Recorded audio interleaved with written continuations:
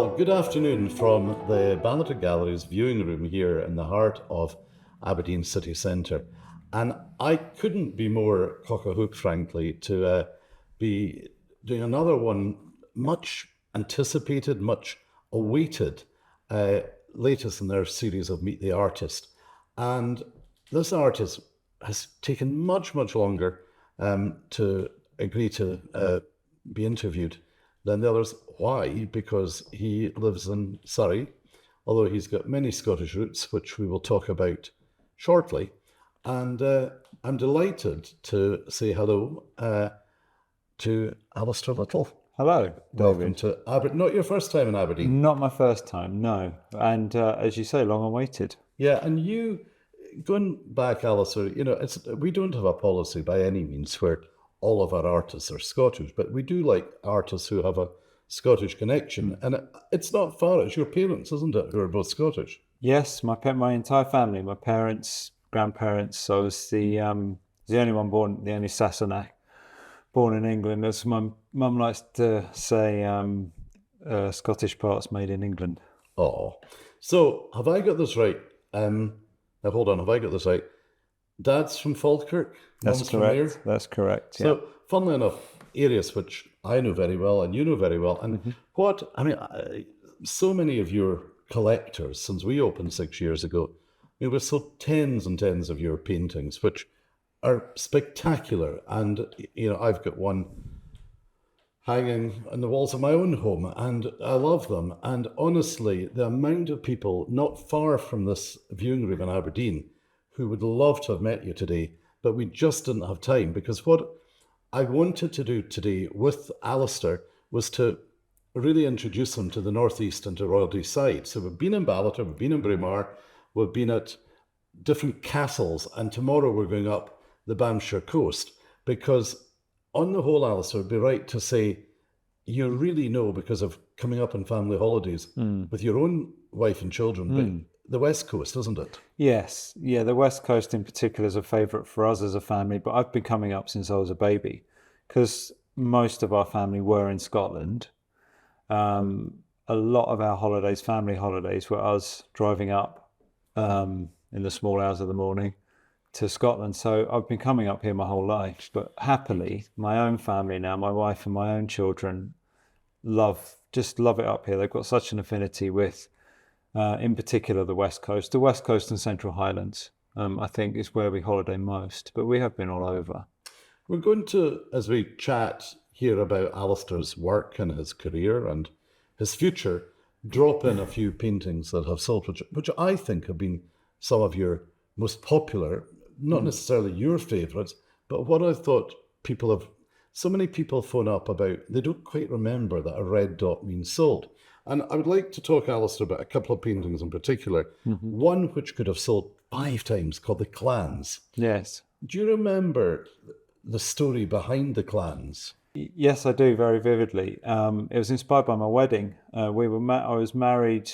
We came up to Edinburgh for a kilt fitting with my best man and groomsmen, and we all wore black kilts, black shirt and tie, and obviously, I've got very fond memories of my wedding day, and that inspired that painting in terms of the figures, the kilted figures walking away from the viewer toward an inn. I'll be honest, I can't quite remember the inn that I used in it, but it's reasonably famous.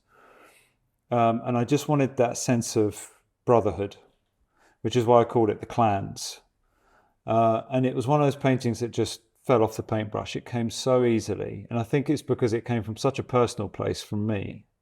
It just kind of appeared in front of me. It was a pleasure to paint. Do you know, Alistair, often the gallerist doesn't tell the artist that much about the collector. I do.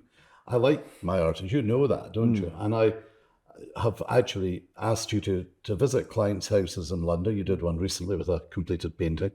And very often your collectors are really avid collectors. They've got incredible collections. And I seem to remember the chap who bought that painting, I'm pretty sure it was the Clans. That painting arrived in the gallery in Ballater on the Friday. We unpacked it on Friday night, and I think it was Saturday morning, where a crowd of very stylish guys had been doing a walk, and they'd all been dear old friends from university, and we're all probably now in their 60s. And one of them just snapped it up because it totally resonated with his own life. And I think maybe he'd just become a grandfather because there were also different generations interlinked as well. Yes, Is that correct? yeah, that was the No, I remember that it was the story well. of the painting. Let's talk now about another painting we'll drop in that was sold called, well, it's quite simple. One of my favourite places and one of where I work a lot, Ely. What's your connection with Ely, living down in Surrey?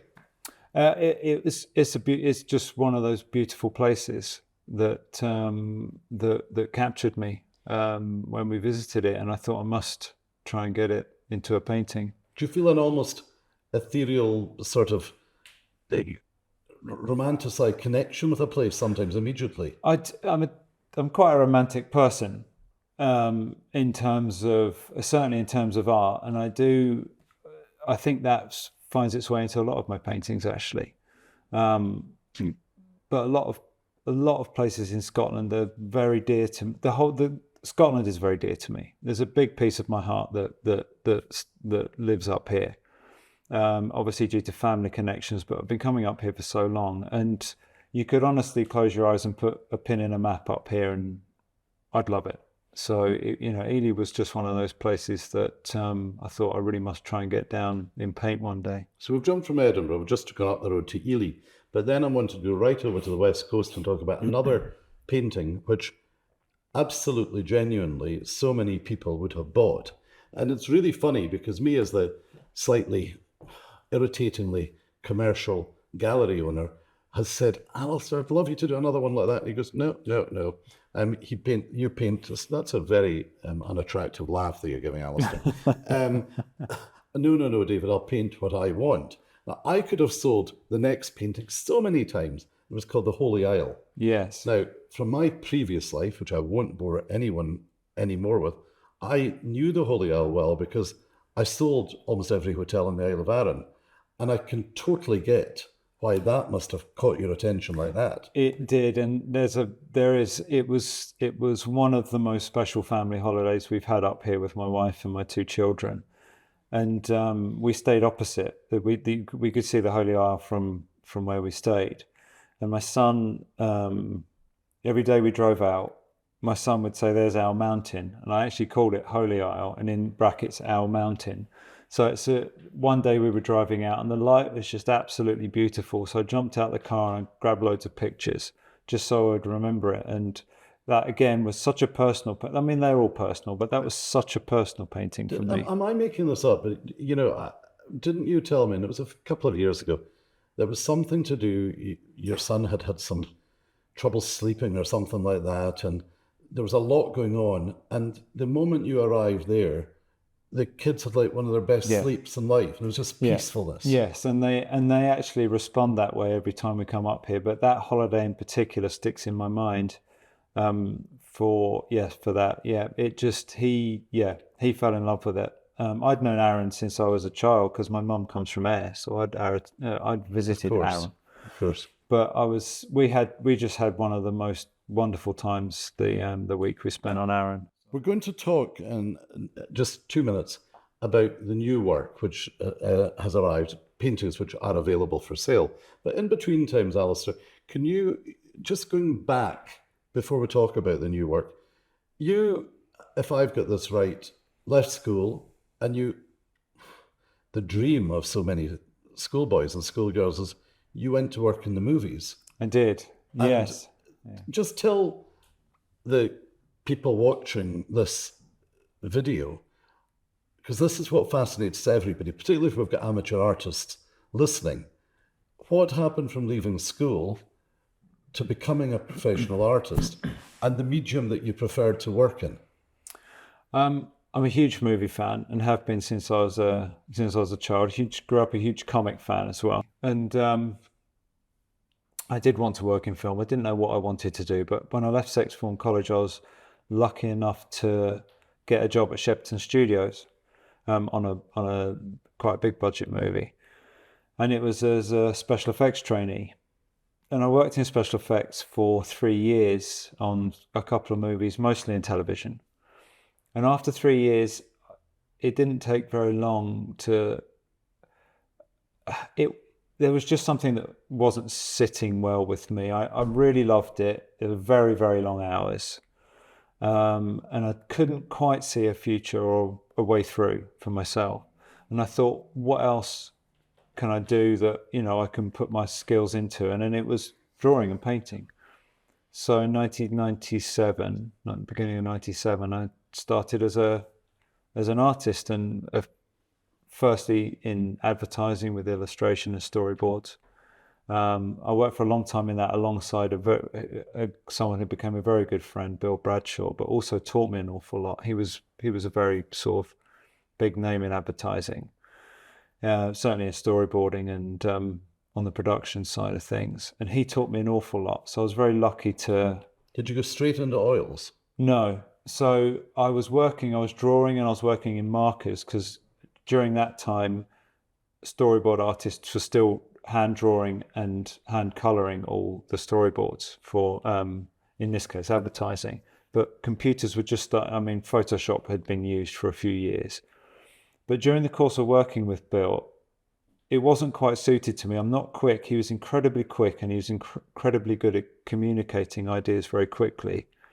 And I started to realise I can communicate pictorially, but I need more time. And I started painting during that period, and the painting grabbed my imagination more. So during that 7-8 years I was working with Bill, working in advertising, I started to paint more on my own time, and then that gradually took over. It's utterly fascinating, and I mean that. So you became a full-time artist from about the age of 23? 23, 24. And yeah. never really looked back. But I think what I'm emphasizing here about your paintings is the fact that you paint what you want. And there's often a theme from the bluebird through to the boxing. And I would like to chat about a couple of the new paintings, Alistair, which are perhaps here or will drop in a purpose. Tell me about that one. That's this one here behind you. Oh, right. Of course it is. The skyline of London. I did that one. I don't know if you remember. I did that as a pair. Actually, I did one of London and one of Edinburgh, but the Edinburgh one, been sold. the one you sold. I'd never been. It had taken me a long time to gain confidence to paint architecture, and all of a sudden it made sense to me to do it. And I did that one. I did another one, which we have chroma, which we have here as well. This one here. Yeah, shall I hold it up? I've never been to chroma, is it? No, it's in town in Norfolk. I think it's Suffolk. Anyway, it's kind of Anglia way, and the town really grabbed me. As you said when you first saw it, it could have been somewhere in Italy. There's just something about the architecture about it that grabbed me. So tell me, Alistair, is this the same almost lone protagonist? Yes. Standing with the coat? So the stories are slightly different. If we want to talk about a purpose, I picked the architectures from post-war. Yeah. And I like the idea of rebuilding. If you notice in it, there's some scaffolding in places, but also about this storm that's passed by. And that is one that shares with chroma, is that the storm's moving away and there's light coming in from this side. And the title refers to maybe the city having a purpose, maybe this man having a purpose standing on this rooftop. I like the idea of brighter days coming. Is there a rough time in history because I take it this is quite a few years ago? Yes. So like I said, I think it grabbed me the post-war thing of the rebuild, but also when buildings were still really sooty, and these beautiful white buildings were all covered in soot and smog, and I liked that this church here, forgive me, I can't remember the name of it, it's actually white, but so caked in soot, and I love this idea of things just brightening up, which was the idea between... Incredible storytelling. This little one, which I absolutely love, and it's a great size. Somebody recently actually bought one of your paintings as a gift, and I could see this one will probably be snapped up Jura. Are you a whiskey drinker? I am a whiskey drinker. I'm not a very big drinker, but when I do have a drink, I do like whiskey. And Jura is one of my. There's actually another. It's a very personal thing. I had my first solo show many years ago in London. It had gone really well, and my dad gave me a bottle of Jura. So Jura's a whiskey I like, but again, it means quite a lot to me. So that's why I picked Jura for that little still life. And I don't do many still lives, but I thought I would have a go at it. So It's exquisite. And thank you. Gorgeous George. Yes, is that the two guys Right at your having head. a We're not supposed to turn, so having a Tom moment over. behind me? Yeah. Yes, the boxers. Do you love boxing? I grew up watching boxing with my grandfather, so I've got memories of that. But one of my favourite painters is George Bellows, who became famous. He's very famous in America, not so much here, but he did some incredible boxing paintings. And that's where the title comes from. It's named after George Bellows.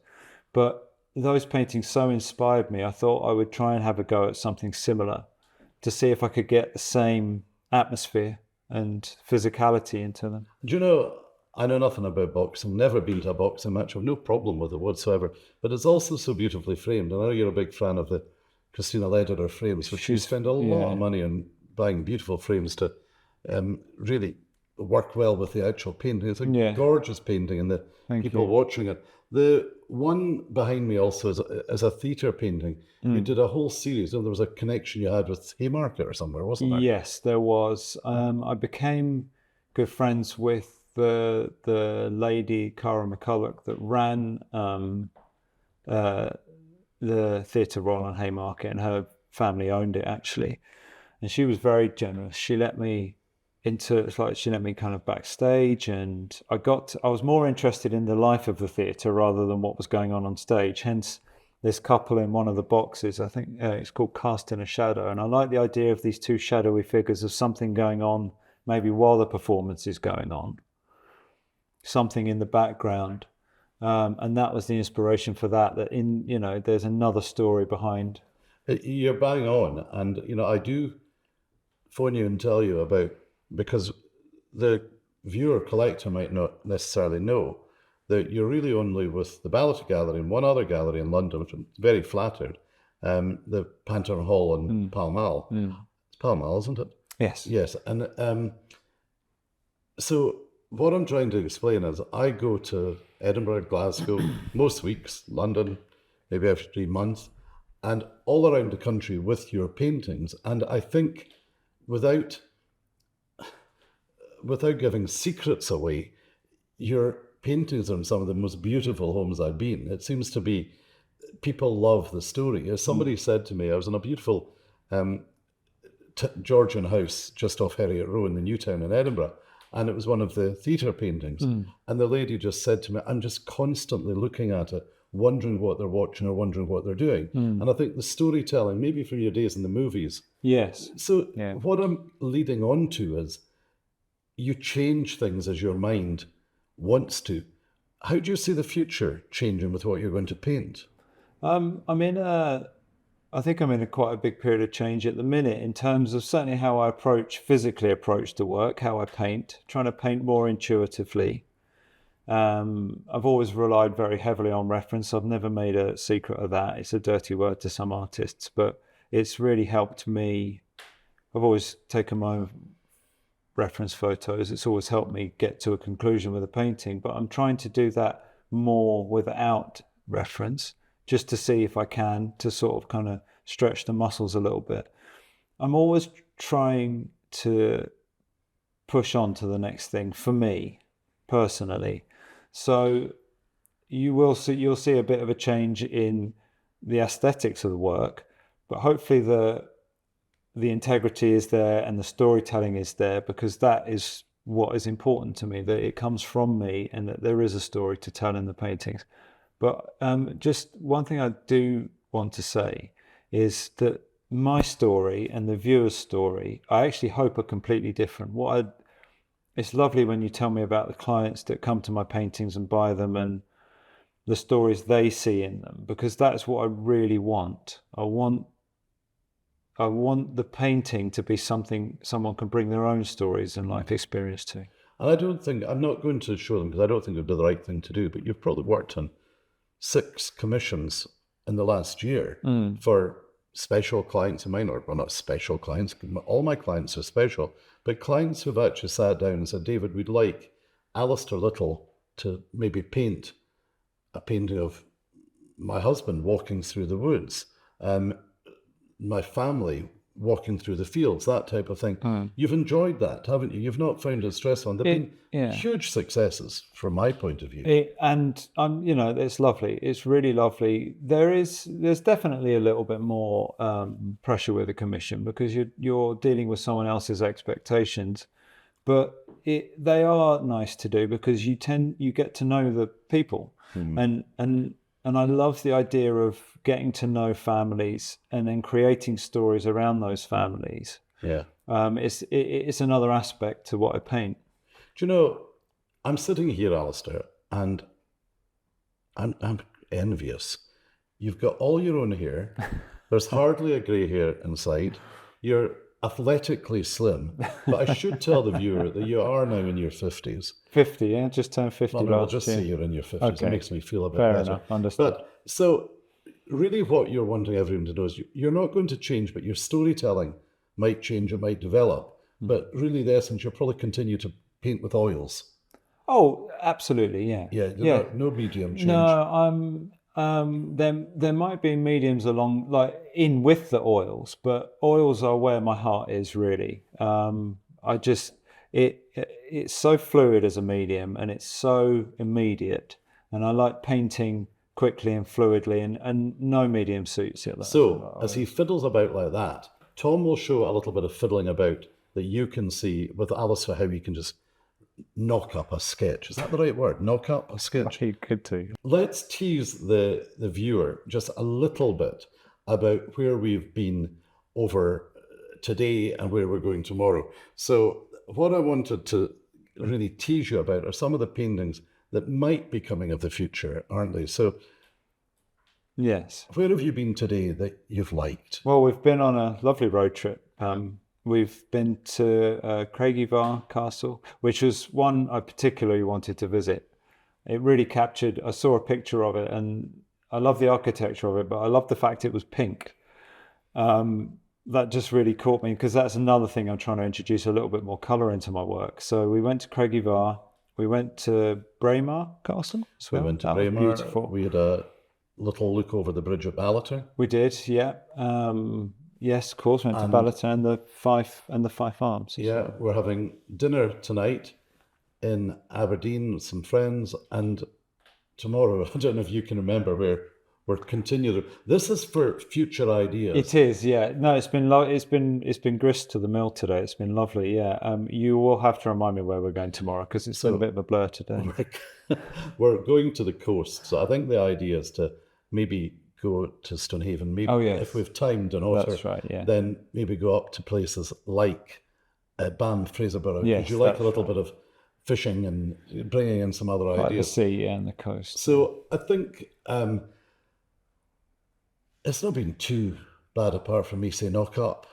It's lovely. I've had a fantastic day. It's been wonderful. It's been, I mean, like, it's not tough for me to be in Scotland at all, and to be driven to all these lovely places and us to visit these places together has been a pleasure. And what's fascinating is I think your last two paintings, one was actually of Corgaff Castle. Yes. And the moment it went on the website, it was sold, and ironically, it's ended up in a wonderful house in Islington. In London. And then another one sold just the other day, and it was of, I'm